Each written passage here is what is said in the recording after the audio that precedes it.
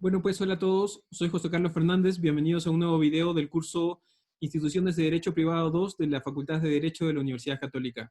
En este video entramos a los criterios de interpretación que recoge nuestro Código Civil para darle significado a las cláusulas, a las declaraciones que se encuentran en los negocios jurídicos. En particular, la lógica de nuestro sistema es que, en principio, buscamos la voluntad de las partes, ¿ya? Buscamos lo que las partes querían, ¿ya? En otras palabras, cuando estamos haciendo un ejercicio de interpretación, estamos tratando de llegar a esa voluntad negocial que el que emitió la declaración o que las partes del negocio jurídico tenían al momento de celebrar justamente ese negocio jurídico. Lógicamente, la forma que tenemos para llegar a la voluntad es a través de la manifestación, ¿no? Porque la voluntad, la intención, lo que tenía dentro de la cabeza la parte de un negocio jurídico es algo a lo cual no podemos acceder de manera directa, ¿no?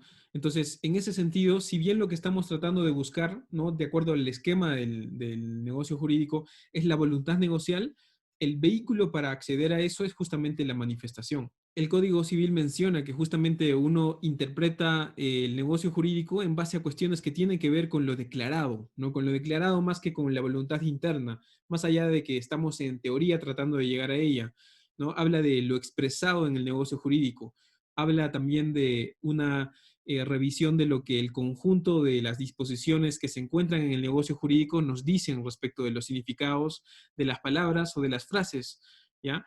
En buena cuenta, asimilándolo a lo que ustedes ya han tenido mucho más desarrollo sobre el tema en su curso del ciclo pasado, ahí estamos hablando de una interpretación literal, ¿no? Y también una interpretación sistemática del negocio jurídico. En otras palabras, esta manifestación, que es la que estamos estudiando como vehículo para llegar a la voluntad, la vamos a interpretar en base a lo que literalmente se dice, a lo que son los significados de las palabras que se incluyen en el negocio jurídico, ¿ya? Y también a la forma en que éstas se concatenan, a la forma en que éstas son coherentes en relación a los títulos, en relación a la ubicación y en relación a los significados que las distintas palabras tienen a lo largo de todo lo declarado en un negocio jurídico. ¿Ya? Entonces, les voy a dar algunos ejemplos, algunas visiones para que ustedes tengan una idea de cómo es que esto se ve en un negocio jurídico en concreto. Por ejemplo, uno que me ha tocado ver en los últimos días es justamente respecto de algunos problemas que ha habido con un seguro de viajes por tanto el COVID como por las manifestaciones que ha habido en Estados Unidos por la muerte de George Floyd. ¿Ya? Este era un seguro de viajes, entonces en teoría cubre una serie de gastos o de situaciones que le puedan pasar a alguna persona durante el viaje que está haciendo, ¿ya? Y sin embargo, en este caso, que es la positiva, la empresa aseguradora, tiene una serie de exclusiones, ¿no? De lo que va a tener que cubrir dependiendo de que pasen determinadas situaciones, ¿no?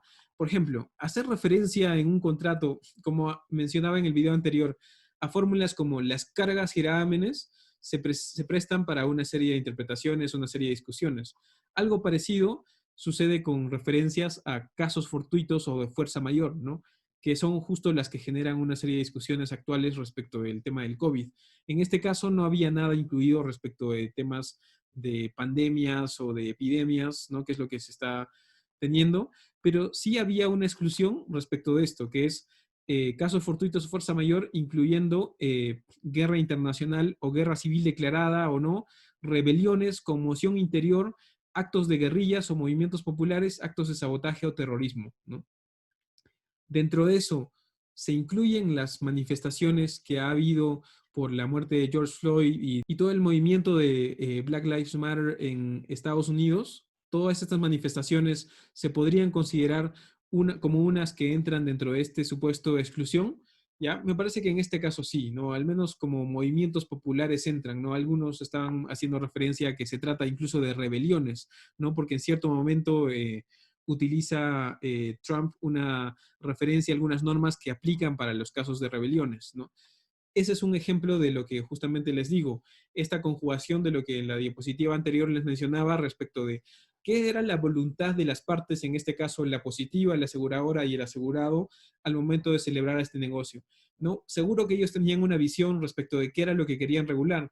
Sin embargo, a esa visión, a esa intención, a esa voluntad, La forma de llegar es a través de esto, a través de lo declarado, a través de lo expresado en el contrato, y seguro que caso fortuito y fuerza mayor se mencionan acá, pero también puede que se mencionen en otras partes del negocio jurídico, ¿no? Y, por ejemplo, en esas otras partes del negocio jurídico donde no estaban definidas, quizás se puede utilizar como referencia esta precisión de algunos ejemplos de caso fortuito y fuerza mayor que han incluido en esta cláusula 4.36. Y otro ejemplo que he visto en estos meses respecto a este tipo de situaciones es también algo donde la forma más rápida de resolver el tema va a ser en base a un criterio literal, ¿no? Este es un reclamo que hace este ex congresista Jaime Delgado sobre los créditos hipotecarios o vehiculares que hacen entidades financieras y el seguro de desgravamen que da empresas de seguros y en particular RIMAC, ¿no? ¿Qué es un seguro de desgravamen? Es básicamente un familiar tuyo, tus padres han sacado un crédito en el banco para comprar un vehículo, para comprar una casa, y los padres lamentablemente fallecen. Entonces los herederos en principio tendrían que pagar el crédito que el padre asumió, pero si uno tiene un seguro de desgravamen, ahí simplemente el seguro es el que se encarga de hacer el pago, ¿no? Y las personas que son los herederos ya simplemente se quedan con el vehículo, con el inmueble. Eso es un poco cómo funciona el seguro de desgravamen. Sin embargo, hay ciertas exclusiones que aparentemente, de acuerdo a lo que escribe este ex congresista, se incluyen en esos contratos de seguro de desgravamen, que son la exclusión por enfermedades preexistentes a la fecha de inicio del seguro o cualquiera de sus rehabilitaciones, o a consecuencia de enfermedades infecto-contagiosas con características de plagas o epidemias que sean materia de aislamiento o cuarentena. O sea que RIMAC ahí se ganó, ¿no? Porque tiene una exclusión para no tener que pagar el seguro de desgravamen si es que la persona falleció por alguna de estas causas, entre ellas epidemias que implican un aislamiento o cuarentena, como por ejemplo que el coronavirus. Y este debe ser un contrato que viene incluso de antes, ¿no? Pero se proyectaron a esa situación, ¿no? Eso es una manifestación justo de lo que les mencionaba en el video pasado, de que quizás invirtieron mucho más en el momento de celebrar y negociar un negocio jurídico, ¿no? ¿Por qué? Porque además las empresas de seguros tienen contratos modelos que ya los han revisado, los han ido modificando para incluir todo lo que se les ha podido ocurrir como exclusiones, ¿no? Entonces, con haber invertido en ese proceso de redacción del negocio jurídico, ¿no? Han hecho que ya la interpretación de esto sea más fácil solamente recurriendo a un criterio literal. Porque como han incluido la exclusión en el contrato, ¿no? Ya en esta discusión sobre, oye, ahora, ¿qué ha pasado el coronavirus? ¿El coronavirus entra o no como un supuesto en el cual deberían poder pagarme un seguro de desgravamen por la muerte de un familiar? ¿No? Acá ya claramente, usando simplemente una interpretación literal, se dice que está excluido el pago del seguro de desgravamen en el caso de una enfermedad de este tipo, ¿no? Que creo que incluiría el COVID. Entonces es un ejemplo de la utilización justamente de lo expresado en el contrato, de lo contenido en el contrato o en el negocio jurídico para determinar el significado, ¿no? Que eso es lo primero que nos pide el Código Civil revisar.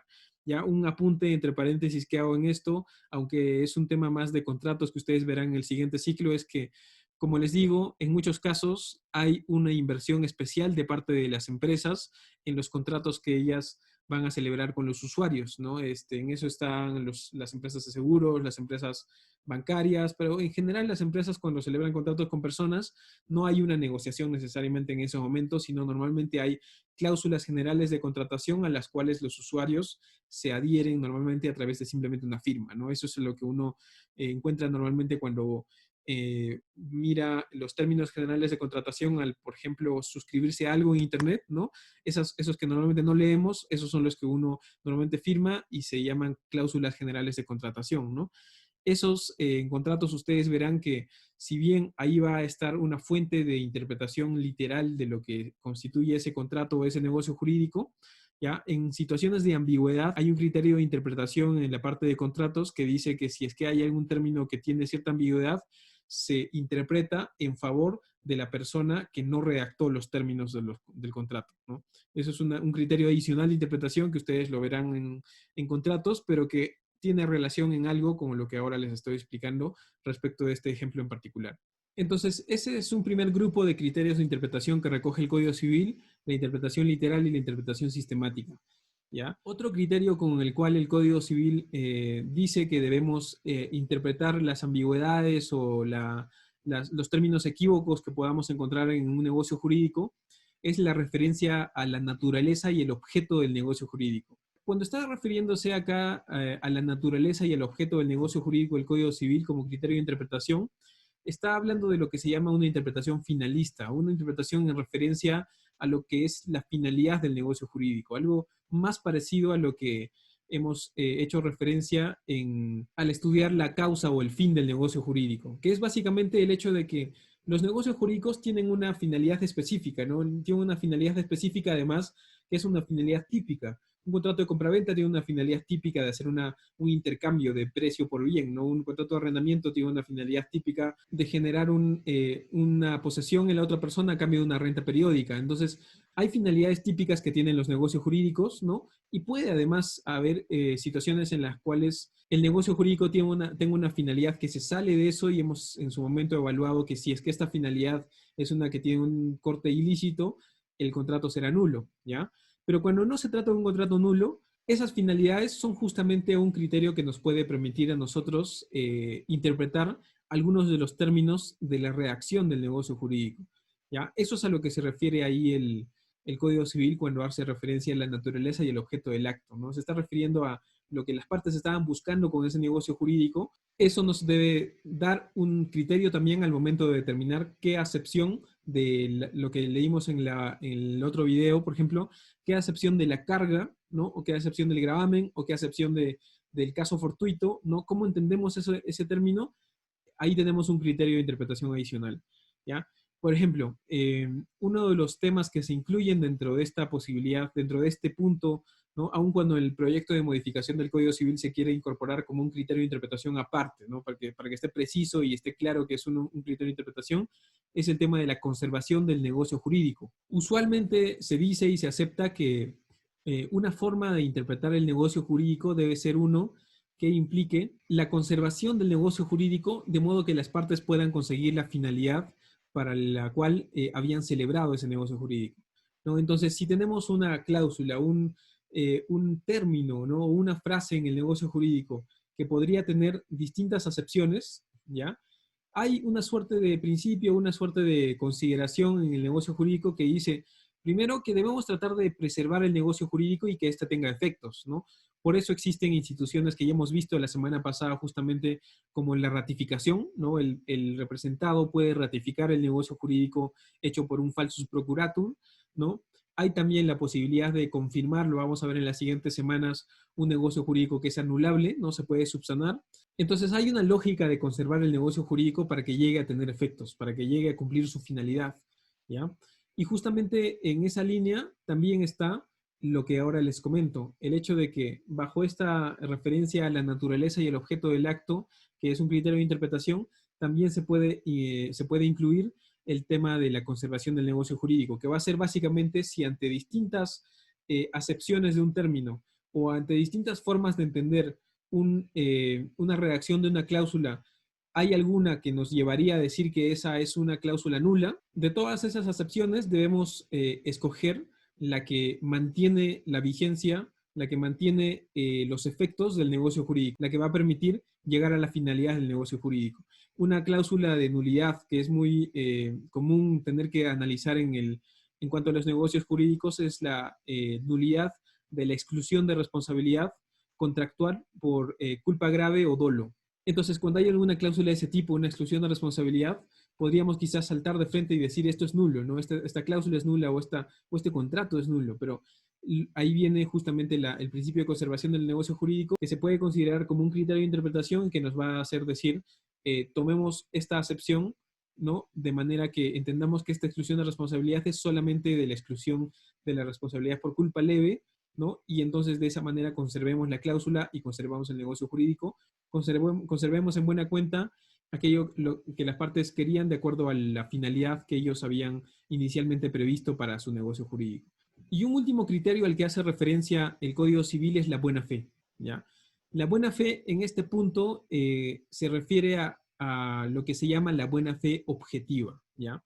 Ustedes van a ver, y también espero que estén viendo en su curso de reales, el análisis de la buena fe bajo otra acepción que es la buena fe subjetiva, ¿no? La buena fe subjetiva es una creencia razonable de que uno está actuando de acuerdo a ley o de que uno tiene el derecho a su favor, ¿no? Un ejemplo de eso es lo que dice el 906 del Código Civil respecto de la buena fe de un poseedor ilegítimo, ¿no? Si cree en su legitimidad, ¿no? Si cree o desconoce que su título tiene algún vicio o algún defecto, ¿no? Esa es una buena fe subjetiva, buena fe creencia. A la que se refiere el Código Civil en este punto que estamos analizando en cuanto a interpretación, es a la buena fe objetiva. No a una creencia particular de una persona, sino simplemente a un mandato o a un criterio o a una guía de interpretación en los negocios jurídicos que hace referencia a la buena fe, que básicamente se refiere a excluir aquellas interpretaciones tendenciosas que de manera deliberada puedan estar perjudicando a una de las partes, ¿no? Y más bien hay que ver esto con unos ojos más bien de, debe haber un cierto nivel de cooperación, de entendimiento, de protección entre las dos partes, ¿no? Al momento de interpretar cuáles son los significados de las cláusulas en el negocio jurídico, ¿no? Este criterio objetivo, ¿no? De la buena fe objetiva, sirve para la interpretación, pero como ustedes ya verán más en detalle en su curso de contratos también, sirve para todas las fases de un contrato, tanto para la negociación, la redacción, la firma, la celebración y la propia ejecución e interpretación de un contrato. Ya en todas esas fases se entiende que uno está regido por la buena fe objetiva. Y por esa razón lo tomamos como un criterio de interpretación también, ¿no? Al momento de determinar los significados de lo que está declarado, ¿no? De lo expresado en los negocios jurídicos. ¿Ya? De ahí se puede saltar algo más, que es el tema de que, por ejemplo, en otros países, en Alemania en particular, a través de la cláusula general de la buena fe, ¿no? Como es una cláusula normativa general, entonces no tiene un significado específico, ¿no? Es un espacio que justo en el ordenamiento jurídico se ha dejado para que se vaya llenando con la jurisprudencia y con la interpretación a lo largo del tiempo, justo porque en el Código Civil, en el 84, seguro que no era posible ponerse en todas las situaciones que uno iba a tener que encontrarse en la ejecución de ese Código Civil, ¿no? Entonces se incluyen cláusulas normativas generales, entre las cuales se incluyen las buenas costumbres, la buena fe, el caso fortuito y fuerza mayor, etcétera, ¿no? Eso es lo que en otros contextos, por ejemplo, en el caso de Alemania, permitió incorporar en el negocio jurídico algunas ideas que las hemos mencionado en cierto momento en las clases pasadas, como por ejemplo la base del negocio jurídico, la Geschäftsgrundlage. ¿Ya? Eso inicialmente, ahora está en el Código Civil alemán, ya en el BGB, pero inicialmente fue incorporado por la jurisprudencia gracias a que tenían una cláusula normativa general, ¿no? Que hablaba de la buena fe en el BGB.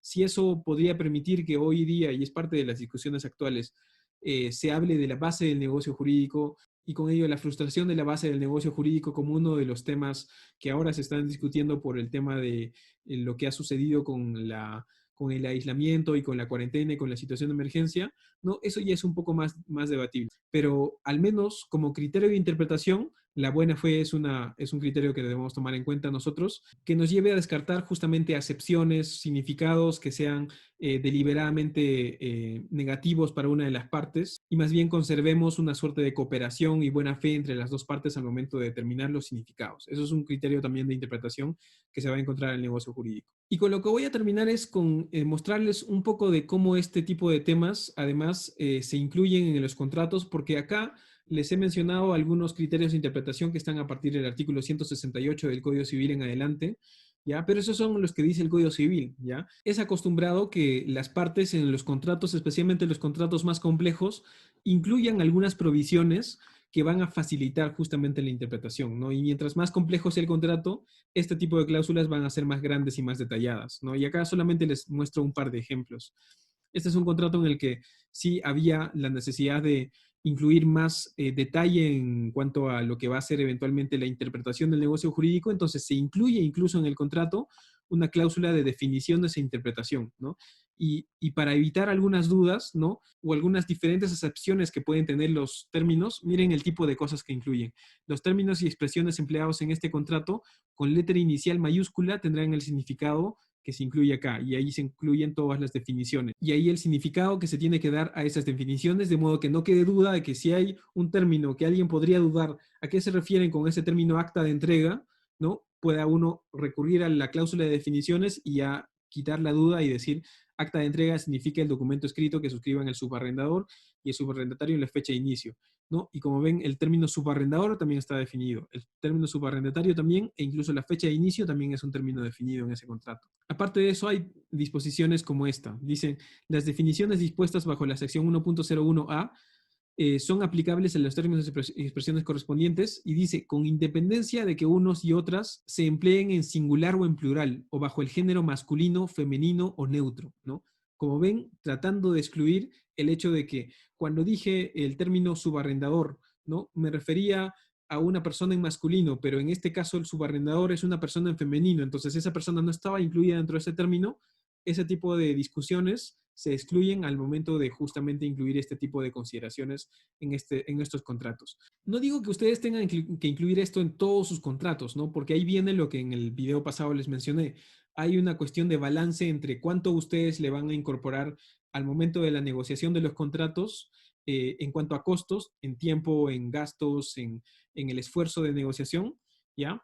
Y cuánto eso quizás ustedes dejen y sepan que van a tener cierta controversia sobre algunos temas más adelante, ¿no? En base al monto del contrato y también en base a la distribución de los gastos que uno quiere hacer justamente en este proceso de negociación, ¿ya?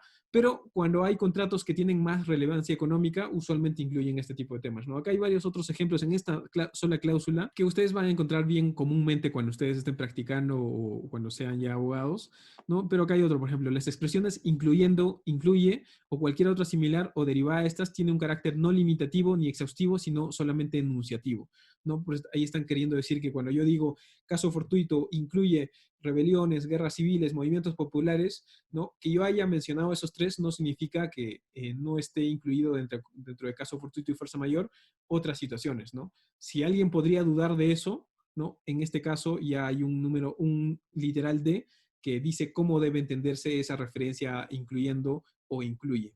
Entonces, más o menos así funciona. Simplemente les digo, no sean unos exagerados con esto cuando a ustedes les toque redactar contratos, porque, y ese es quizás un punto con el cual podemos terminar, no existe un contrato perfecto. Eso es una cuestión siempre a considerar. Un contrato, cuando ustedes lo vean en la práctica, nunca va a pasar que a diferencia de la búsqueda de una norma o a diferencia de la revisión de los requisitos que establecen en un ministerio para hacer un determinado procedimiento, ¿no? Esos encargos uno los termina, los presenta y listo. Mientras que un encargo de redacción de un contrato, ¿ya? Es a veces frustrante porque uno no va a llegar a un contrato perfecto nunca, ¿ya? Uno siempre podría mejorar un contrato, siempre podría definir un término de modo que este no sea ambiguo, ¿ya? Y ahí la restricción va a ser ya no en cuanto a la perfección del contrato, sino va a ser en cuanto a la restricción del tiempo, ¿no? O de los honorarios, o de lo que les han encargado. Entonces, eso es una dinámica que siempre tiene que estar ahí, pero siempre bajo la consideración de que un contrato nunca va a llegar a ser perfecto, porque de otro modo tendría infinitas páginas e infinitos términos, ¿ya? Entonces, eso es en cuanto a la interpretación. Esta semana no tenemos un control, igual les voy a dejar algunos casos en el foro, pero el centro de la semana es justamente el segundo avance y la asesoría que tenemos en las infografías, así que ahí vamos a estar conversando. Ya, entonces lo dejamos ahí y nos vemos en el siguiente video. Ya, adiós.